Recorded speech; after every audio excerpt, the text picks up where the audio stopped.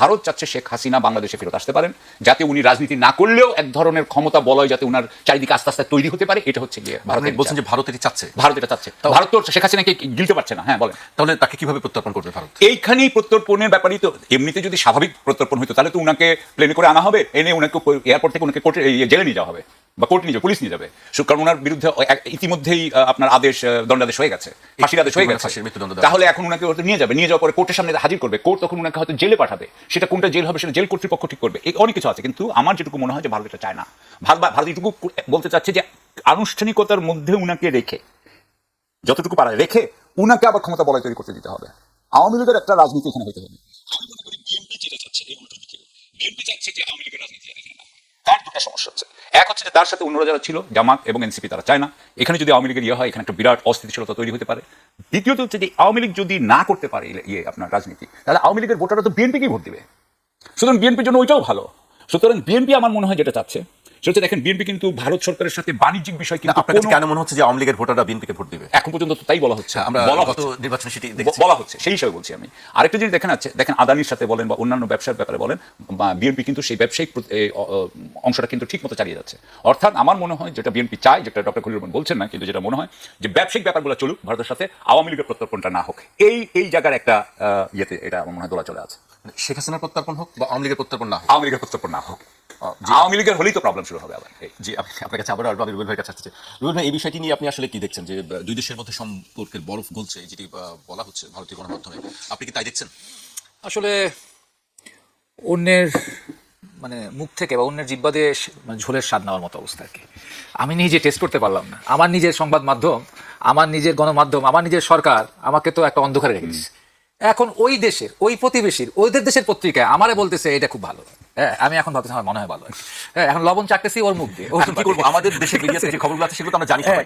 মানে আমার দেশের মিডিয়া তো খবর পাবে সরকারের কাছ থেকে, খবর পাবে পররাষ্ট্রমন্ত্রীর কাছ থেকে, খবর পাবে হচ্ছে সরকারের মুখপাত্রের কাছ থেকে। সরকার তো এই বিষয়ে একটা উপদেষ্টাও রাখছে, মন্ত্রীও আছে, উপদেষ্টাও আছে আর কি। এত উপদেষ্টা তিনি রাখছেন, তো তাদের প্রতিমন্ত্রীও আছেন, তো তারা একটা অফিসিয়াল স্ট্যান্ড নেবে। একটা ব্যাপার কি, আপনি এটা খুব ছোটখাটো ব্যাপার না, এটা খুব নেগলিজেবল ব্যাপার না।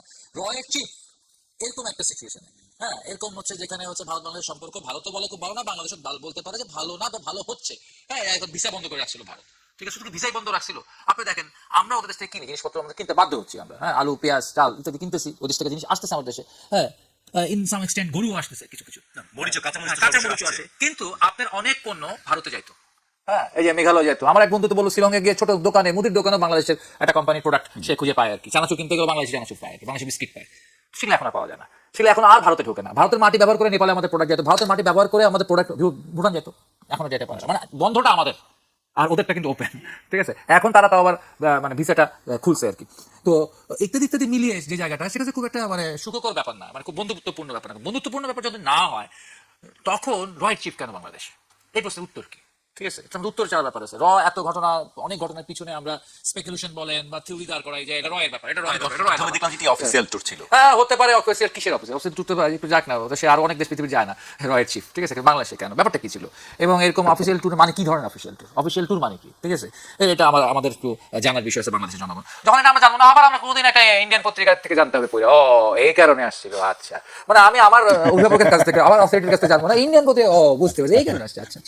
আমার ঘর থেকে আমি খবর পাবো না, বাইরের ঘর থেকে আমাকে খবরটা নিতে হচ্ছে। এটা হচ্ছে খুবই পরিতাপের বিষয় আর কি। এই কারণে হয়তো আপনি বাধ্য হন, সবাই বলতে বাধ্য হয় আর কি, যে হচ্ছে পর্দার আড়ালে কিছু একটা ঘটছে, যা আমিও জানি না, আপনি জানেন না, সাকিব ভাই জানেন না, বাংলাদেশ জানে না, কিন্তু হচ্ছে, কি হচ্ছে সেটা একটা মানে সন্দেহ জায়গাটা আপনার তৈরি হচ্ছে আর কি, এই ব্যাক চ্যানেল ডিপ্লোমেসির কারণে। আরেকটা বিষয় একটু আমি একটু বলতে চাই আর কি। আচ্ছা, এখন আমাদের ইয়া ভাই বললেন আর কি যে তারা শেখ হাসিনার প্রত্যার্পণ নিশ্চিত করবে, কিন্তু আওয়ামী লীগের প্রত্যার্পণ নিশ্চিত করবে না, এই যে বিষয়টা। কিন্তু আমরা তো আবার আরেক ধরনের ড্রাইভ দেখি, রিফাইন্ড আওয়ামী লীগের ড্রাইভ দেখি, মাইনাস শেখ হাসিনা, ঠিক আছে, আওয়ামী লীগের একটা ড্রাইভ, এটা ইন্টারিম গভর্নমেন্টের সময় ছিল, ঠিক আছে, যে কারণে দেখবেন যে সাবির হোসেন চৌধুরীর মুক্তিটা, হ্যাঁ, এই মানে যে আমলে সবাই হচ্ছে জেলখানায় চলে যাচ্ছে, ঠিক আছে, ঢুকে যাচ্ছে, কারো জামিন টামিন হচ্ছে না, কিন্তু তার বহাল তবিয়তে জামিন হয়, সবকিছু হয়, আবার তার সাথে বিদেশি রাষ্ট্রদূতরাও দেখা সাক্ষাৎ করে টরে, তো সবকিছু মিলিয়ে মনে হচ্ছে বা এটা বিশ্বাস করতে ইচ্ছে হয় আর কি, যে একটা মাইনাস শেখ হাসিনা, একটা রিফাইন্ড আওয়ামী লীগের একটা প্রক্রিয়া দেশের ভিতরে আছে, বাংলাদেশ রাষ্ট্রের ভিতরে আছে, এবং বিদেশিদের মধ্যেও আছে, এরকম একটা ব্যাপার। তো এই ব্যাপারটা আসলে মানে কাদের মধ্যে আছে? এটা কি পশ্চিমাদের মধ্যে আছে, ইউরোপিয়ানদের মধ্যে আছে, আমেরিকার মধ্যে আছে, কিন্তু ভারতের মধ্যে কি নাই? ফলে ভারতের এইরকম একটি চাওয়া বাংলাদেশের হচ্ছে গিয়ে পলিটিক্স নিয়ে, সেটার সাথে সারা পৃথিবীর চার মধ্যে একটা ডিফারেন্স থাকতে পারে, পসিবিলিটি থাকতে পারে। তারপর আমি কোনো কিছু আসলে কনফার্ম করে বলার সুযোগ আমাদেরকে দেয় না, সব কিছু খালি ঢাক ঢাক গুড়গুড়, ঠিক আছে, এত গোপনীয়তা। এবং সেই গোপনীয়তা গুলি আসলে কিন্তু একসময় বড় ধরনের বিচ্ছিন্নতা তৈরি করবে, আর অ্যালিনেশন তৈরি করবে জনগণের সাথে। সেই যে লন্ডন বৈঠকে কি বৈঠক হয়েছিল, তারা অনেক কিছু কিন্তু নন ডিসক্লোজার, অনেক কিছু গোপন, ঠিক আছে। খালি একটা বলা হয়েছিল হ্যাঁ ফেব্রুয়ারি মাসে একটা নির্বাচন হবে, আমরা শেষ পর্যন্ত দেখছি, ইয়েস, কথা রেখেছেন তাহারা, হ্যাঁ ফেব্রুয়ারি মাসে নির্বাচন হবে। কিন্তু আরো কিছু আলোচনা হয়েছে, আরো কিছু কি জিনিস, তা তো ভাই হচ্ছে আমার কাছে পরিষ্কার না। জি, পরিষ্কার হওয়ার জন্য হয়তো অপেক্ষা করতে হবে, এক সময় হয়তো সবই অনেক ক্ষয়ক্ষতি হওয়ার মধ্যে দিয়ে হতে পারে। আপনার কাছে আমি আসবো আবার রুবেল ভাই, সাকিব ভাইয়ের কাছে আসতেছি আপনার কাছে। রয়ের প্রধানের যে আলোচনাটা, মানে তার সফর নিয়ে, যেটা নিয়ে খুব বেশি আলোচনা হয়নি, আমরা হঠাৎ করে দেখলাম যে তিনি আসলে সফর করেছেন এবং চলেও গেছেন। আপনার কাছে কি মনে হয় হঠাৎ এই সময় তার এই সফরটা কি কারণে? প্রথম কথা হচ্ছে যে বাংলাদেশ ভারত সম্পর্ক, উনাদের কথা মতোই আমরা অন্যান্য অনেক সূত্র থেকে এটা জানতে পেরেছি যে ভারত বাংলাদেশ সম্পর্ক ভারতের মানে পক্ষ থেকে এটা নিয়ন্ত্রণ করতে হচ্ছে প্রধানমন্ত্রীর কার্যালয় অর্থাৎ নরেন্দ্র মোদীর কার্যালয় এবং এবং এটা ছিলেন তখন ন্যাশনাল সিকিউরিটি অ্যাডভাইজার হিসেবে অজিত দোভাল সাহেব এটার ফল দিয়ে দেখতেন। যখন 5ই আগস্ট এখান থেকে শেখ হাসিনা চলে যান, তারপরেই কিন্তু অজিত দোভাল ওনাকে রিসিভ করেন, অজিত দোভাল ওনাকে নিয়ে যান এবং অজিত দোভাল ওনার সাথে ডিব্রিফিং করেন। ডিব্রিফিং মানে হচ্ছে যে শেখ হাসিনা কি করেছেন সব কিছু উনি বলে দিয়েছেন। এবং আমাদের এক ভাই কয়েকদিন আগে বলছে যে বাংলাদেশের কোনো রাষ্ট্রীয় গোপনীয়তা যা গোপন তথ্য শেখ হাসিনা জানতেন সবই এখন ভারতের কাছে চলে গেছে বলে আপনি ধরে নিতে পারেন। এবং এতদিন পর্যন্ত 2 বছর ধরে এটা কিন্তু পিরিয়ডিক মানে নিয়মিতভাবে এই আপনার সেশন বলি বা এই যে মিটিংগুলো এগুলো কিন্তু অজিত দোভাল করতেন। এই কয়েকদিন আগে অজিত দোভাল এটা চেঞ্জ করেছেন, অজিত দোভাল আর করবেন না, ওনার বয়স হয়েছে, উনি আপনি জানেন উনি 85 ইয়ার্স ওল্ডের মতো, এটি আপ এখন করবে হচ্ছে আইবির চিফ। আইবি মানে হচ্ছে ওদের ইন্টেলিজেন্স ব্যুরো, এগুলো হচ্ছে গিয়ে মানে যেগুলো পররাষ্ট্র বিষয়ক গোয়েন্দা সংস্থা এগুলো ভারতের। তো তাহলে আপনি বুঝতে পারছেন যে ভারতের এবং বাংলাদেশের সম্পর্ক এবং শেখ হাসিনার সম্পর্ক এটার সাথে গোয়েন্দাটাই হচ্ছে এটার প্রধান নিয়ন্ত্রক। গোয়েন্দারা যে প্রধানমন্ত্রীকে বলেন, প্রধানমন্ত্রী মানে ভারতীয় প্রধানমন্ত্রীকে। তো সেই হিসাবে আমি বলতে চাই যে রয়ের প্রধানের ভিজিট আমার কাছে মনে হয় যে এটা কোনো অস্বাভাবিক কিছু না। আমার কাছে মনে হয় ওদের পক্ষ থেকে, আমাদের পক্ষ থেকে আমরা কেন এটা হোস্ট করলাম, আমাদের হোস্ট কে ছিল, এটা হোস্ট কি এনএসআই চিফ নাকি এটা ডিজিএফআই চিফ আমরা জানি না। ধরেন এটা একটা সিম্পল কথা, একটা টেকনিক্যাল ইনফরমেশন, সেটাও আমরা জানি না। উনি কেন আসছেন কি, সাধারণত একটা ইন্টেলিজেন্স চিফ আর একটা ইন্টেলিজেন্স চিফের সাথে আসে যখন ইন্টেলিজেন্স কোঅপারেশন থাকে আপনি, কিন্তু বাংলাদেশের সাথে ভারতের কোঅপারেশনের ফ্রেমওয়ার্ক কি সেটাও আমরা জানি না। তাহলে কেন এগুলো হবে আমরা এই স্ট্রাকচারটা বুঝতে পারছি না। যেমন ধরেন এক একটা দেশ আরেকটা দেশের পররাষ্ট্র সচিবরা অ্যানুয়াল কনসালটেশন করে, সেটা একটা কাঠামো আছে, সেখানে কি হয় আমরা বুঝি, এখানে আমি বুঝতে পারছি না। সুতরাং আমার কাছে এই জিনিসটাও মনে হয় যে ওই যে আমার ভাই বলতেছেন যে রুবেল বলতেছে যে এটা এই ঢাকটা গুড়গুড়, ঠিক তাই। এবং আমি এখানে একটা কথা বলতে চাই, সেটা হচ্ছে যে আমার কাছে খুব ইন্টারেস্টিং লাগে যেটা আমার কিন্তু মনে হচ্ছে যে তারেক রহমান সাহেবকে এই যে একটু আগে রুবেল বলেছে, আমার ভাই রুবেল বলছে যে এই যে জনবিচ্ছিন্নতা এটা কিন্তু আসতেছে, সেটা হচ্ছে যে এখানে একটা অ্যাপারেটাস আছে, অ্যাপারেটাস এটা একটা বাংলা কি হবে অ্যাপারেটাস মানে একটা যন্ত্রের মতো। এই যন্ত্রের যারা মানে কুশীলব তারা তারেক রহমান সাহেবকে জনগণের সামনে আসতে দিচ্ছে না বলে আমি মনে করি। জনগণের সামনে আসলে উনি একটা প্রিপেয়ার্ড স্পিচ দিচ্ছেন, উনার সত্যিকার কথা, মনের কথা, আড্ডামের এই কথা সেটা কিন্তু আমরা পাচ্ছি না। সুতরাং উনাকে একটা জায়গায় ওই পর্দার পিছনে রেখে দেওয়া হচ্ছে, একটা খুবই কৃত্রিম এক ধরনের অবস্থায় রেখে দেওয়া হচ্ছে। আমরা কিন্তু শেখ হাসিনাকে যতটুকু চিন্তা তারেক রহমানকে তার তুলনায় কিছুই চিনি না। এবং উনাকে রেখে এই অ্যাপারেটাস যেটা কিন্তু আসলে জনগণের সাথে তার কোনো দায়বদ্ধতা নাই, তারাই কিন্তু এখানকার পুরো শাসনটাকে কন্ট্রোল করতেছে, পুরো শাসনটাকে তারা কন্ট্রোল করতেছে। যেমন ধরেন আমি আপনাকে একটু উদাহরণ দিই, শেখ হাসিনার সময় কিন্তু যারাই কুশীলব ছিল তারা কি করতো, ব্যাংক থেকে আপনার ঋণ নিত, যে ঋণ তারা কখনো পরিশোধ করতো না। আপনি জানেন 6 লাখ কোটি এসে, ঠিক আছে, এখন তো আর ঋণ নিতে পারছে না এই কুশীলবরা। কুশীলবদেরকে বলা হচ্ছে যে অনেকেই নাকি অনেক পদ নাকি বিক্রি হয়ে যাচ্ছে বাংলাদেশ সরকারের। তাহলে যদি আপনি পদ বিক্রি হচ্ছে মানে দেখেন অ্যাপারেটাস কিন্তু এটা বলতেও দিচ্ছে না, কোথাও এগুলো কিন্তু রিপোর্ট হচ্ছে না। কিন্তু আমি যখন দু একজনকে জিজ্ঞাসা করি টকশোতে বিভিন্ন জনে বলেন এই কথাগুলো, এবং আমরা যখন একজন ধরেন রাজনৈতিক নেতার সাথে জিজ্ঞাসা করি যে আপনি কি এরকম কোনো খবর পেয়েছেন, উনি তো নিজেরাই বলেন যে একটা বড় বড় ফিগারের কথা বলেন, একটা অ্যামাউন্টের কথা বলেন, আইজি বা আমি পজিশন বলতে চাই না, এক একটা পজিশন এক একটা হিউজ অ্যামাউন্ট বলেন। সো অ্যাপারেটাস অনেক কিছু করছে, এগুলো নিয়ে গণমাধ্যম তো এটাও বলতে পারতো যে আমরা এটা তদন্ত করেছি, এর মধ্যে কোনো সত্যতা নাই, এটাও কিন্তু আমরা কথা বলি নাই। সুতরাং আমি যেটা বলতে চাচ্ছি যে অ্যাপারেটাস যেভাবে এই দেশটাকে চালাচ্ছে এক ধরনের নীরবে জুলুমের মতো চলছে। এবং আমি যেভাবে দেখি যে অ্যাপারেটাস যা করছে, আমি আপনাকে একটা যে আমি 2-3 বছরে এখান থেকে কোনো উন্নয়ন দেখি না, বরং এটা অবনতি হতে থাকবে। কারণ অ্যাপারেটাস যখন চালায় যে জনগণের সাথে দায়বদ্ধতা নাই, ধরেন সে যদি আমি একটু উদাহরণ দিই, ধরেন একটা ওসির থেকে আপনি একজন 1 কোটি টাকা নিয়ে তাকে পোস্টিং দিয়েছে, আপনি তো 3 বছরে ওসির থেকে কোনো জিজ্ঞাসা করতে পারবেন না যে কিভাবে এইখানে আইন শৃঙ্খলা ঠিক করবেন। কারণ ওসি বলবে যে আমি আপনাকে 1 কোটি টাকা দিচ্ছি, আমার 1 কোটি টাকা উঠাতে হবে, আগামী পোস্টিংয়ের জন্য আমার আরো 1 কোটি টাকা লাগবে, হয়তো আর 2 কোটি টাকা লাগবে, কথা বললাম রাইট। আমি 3 কোটি টাকা আগে উঠাবো, 3 কোটি টাকা আমি উঠাবো কিভাবে, আপনার ইয়েতে আগেও বলেছি যে অপরাধী অর্গানাইজ ক্রাইম তাকে ক্রাইম করতে দিব। সো অর্গানাইজ ক্রাইমকে ক্রাইম করতে দিব, অর্গানাইজ ক্রাইম আমাকে টাকা দিবে। এবং এই সময় যদি বলে যে না আমাদের একটু দেখাতে হবে, তখন কি দেখানো যাবে, অভিযান হবে। 2 দিন ধরে অভিযান হবে, কতগুলো চিহ্নমূল কাউকে ধরবে, কোনোদিন বাংলাদেশকে আপনি বসকে ধরতে পারবেন না, ধরবে না, তাদেরকে ধরে তাদেরকে ছেড়ে দিবে। So আমি এখন দেখতে পাচ্ছি আগামী 3 বছরে আপনার কোনো আইন শৃঙ্খলার উন্নতি হবে না। আপনি এটাও দেখেছেন, আমি জাস্ট এটা বলে শেষ করছি। তাহলে আমরা কেন এই অ্যাপারেটাসকে মেনে নিচ্ছি, এটাই প্রশ্ন আমি রাখলাম। জি, আপনার কাছে আমি আসবো রুবেল ভাই।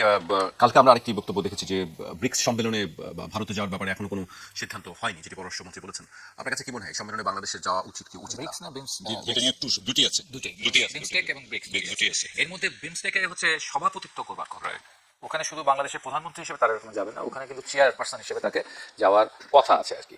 তো নিঃসন্দেহে আমার মনে হয় আর কি, যত কিছুই হোক আরো অনেক জটিল পরিস্থিতির মধ্যেও কিন্তু ট্যুর হয়, ঠিক আছে।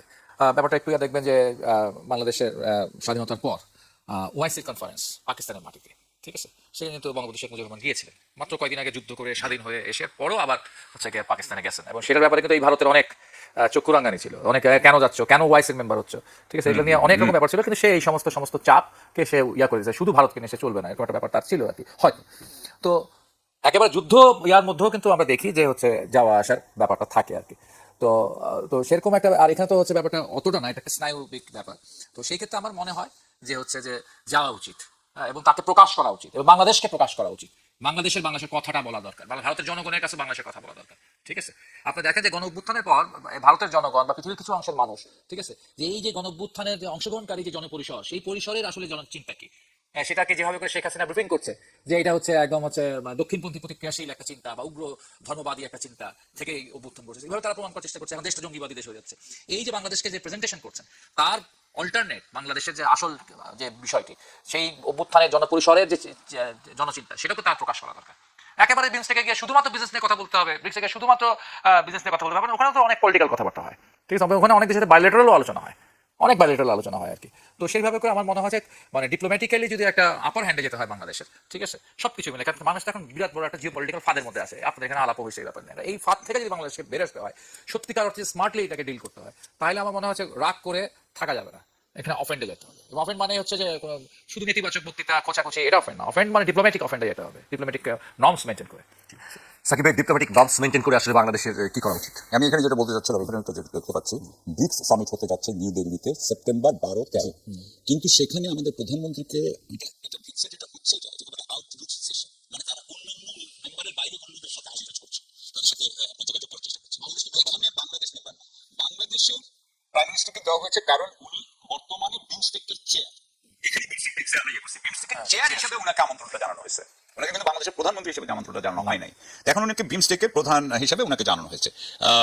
ওকে, আপনি একটু আগে প্রধান বলছিলেন যে এটা হচ্ছে যে কিছুদিন আগে জুলাই 16 তারিখে 2026-এ বিমস্টেক ন্যাশনাল সিকিউরিটি চিফদের মিটিং হচ্ছে, সেখানে বাংলাদেশ অবশ্যই নেই। বাট এনিওয়ে, আমাদের কিন্তু অজিত দোভাল সাহেবের সাথে কিছুদিন আগে আমাদের প্রতিরক্ষা উপদেষ্টা দেখা করে এসেছে, আমাদের ওই যে প্রতিরক্ষা উপদেষ্টা কর্নেল শামস, আমি শুধু ছবি দেখলাম। এনিওয়ে, আপনি আপনার ডিপ্লোম্যাটিক চ্যানেলে আসলে কি করে? আমি যেটা বলবো যে এখানে আমাদের দুটো প্রবলেম আছে। হ্যাঁ, আমরা ছোট দেশ মানে কি আমাদের জনসংখ্যার দিক থেকে না, কিন্তু আমরা একটা কথা বলি কি, ডিপ্লোমেসিতে আমরা একটা কথা বলি হচ্ছে যে সিদ্ধান্ত গ্রহণের একটা প্রক্রিয়া থাকতে হবে, সিদ্ধান্ত গ্রহণের একটা প্রক্রিয়া থাকতে হবে, এটা একজন দুইজন মিলে ডিসিশনটা নেয় না। এখানে ব্যুরোক্রেসি আসবে, এখানে থিঙ্ক ট্যাঙ্ক আসবে, এখানে নিউজ পেপার আসবে, হ্যাঁ, এখানে ব্যবসায়ীরা আসবে, ব্যবসায়ীদের একটা অত্যন্ত বড় ইয়ে। তো আমার কথা হচ্ছে বাংলাদেশে কিন্তু আপনি দেখবেন যেটা কোনো প্রসেস নাই। আমেরিকা ওয়াশিংটনে প্রসেস আছে, ট্রাম্পের সময় process has broken down, it is true, Trump শেষ করে দিচ্ছে, আমরা 57 বছর এই ট্রাম্প স্টাইলে চলছি, ট্রাম্প এখন যে অবস্থা এইভাবে আমরা চলছি, ওনাদের মতো ইয়ে করে নাই কথা, কিন্তু পিছনে কর্মপদ্ধতিটা এরকমই। এখন আমার কথা হচ্ছে উনি এখন যাবেন ব্রিক্সের ইয়েতে, যদি যান, এইখানে কি হবে না হবে ডিসিশনটা নিতে হচ্ছে একমাত্র ডক্টর খলিলুর রহমান যেটা মনে করবে সেটা মনে করে উনি তারেক রহমান সাহেবকে বলবেন, তারেক রহমান সাহেব has full confidence in him. I think কে কাকে চালাচ্ছে, হ্যাঁ, তাহলে আপনি বুঝবেন যে কে কাকে চালাচ্ছে। এবং আমার কথা হচ্ছে যে ডক্টর খলিলুর রহমান জনগণের প্রতি দায়বদ্ধতা কতটুকু, সেটা রুবেল ভাই ভালো, রুবেল ভাই ছোট ভাই বলতে হবে যে কতটুকু। আচ্ছা, এবার আরেকটা কথা বলতে চাই, এখানে আরেকটা জিনিস আমাদের নাই, একদমই নাই, সেটা হচ্ছে we do not take any moral position, আমাদের কোনো নৈতিক পজিশন নেই। সবাই কিন্তু নৈতিক পজিশন রাখে, কিন্তু দেখেন ভারতও কিন্তু নৈতিক পজিশন রাখবে, চীনও কিন্তু নৈতিক পজিশন রাখবে, আমেরিকা নৈতিক পজিশন রাখবে, আমরা কোনো নৈতিক পজিশন রাখতে পারি না, আমাদের কোনো মরাল পজিশন নাই। এই যে নৈতিকতা যদি থাকতো, তাহলে কিন্তু আপনার যদি সত্যি সত্যি নৈতিকতা থাকতো, ভরম দেখালে হবে না, কিন্তু সত্যি সত্যি নৈতিকতা থাকতো, তাহলে কিন্তু অন্য মানুষরা আপনাকে মর্যাদা দিয়ে কথা বলতো। আমি মনে করি যে বর্তমানে এই যে অবস্থা আছে, যেখানে আপনার একটা সরকার অভ্যন্তরীণভাবে কি করে সেটা কিন্তু তার পররাষ্ট্র নীতির উপরে, পররাষ্ট্র যে এটার উপরে এফেক্ট করে, এটার উপরে পড়ে। আমি যেটুকু দেখি তাতে আমি কূটনীতিতে এখানে খুব একটা ভালো উন্নয়নের পথ দেখতেছি না। হ্যাঁ, সবকিছু চলতে থাকবে, উপরে উপরে চলতে থাকবে, কিন্তু সত্যিকারের কোনো বড় কাজ হবে বলে আমি মনে করি না, কারণ উনি আমি